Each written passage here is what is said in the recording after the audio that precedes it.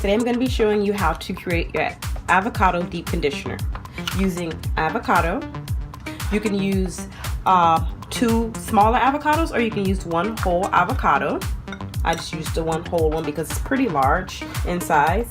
You can use 1 egg or 2 eggs, uncooked of course, raw eggs.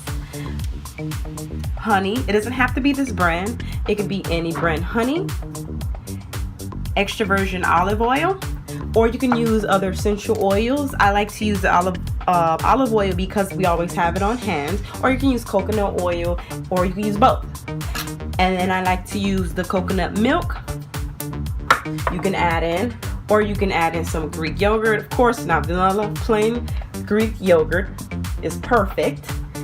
And then, but today I'm going to be doing the basic avocado deep conditioner without the Greek yogurt and the coconut milk. So basically I'll just be using these 4 ingredients with the egg, your main, of course, the avocado, raw honey, and extra virgin olive oil. Doesn't have to be raw honey, of course. And we're gonna go ahead and get started.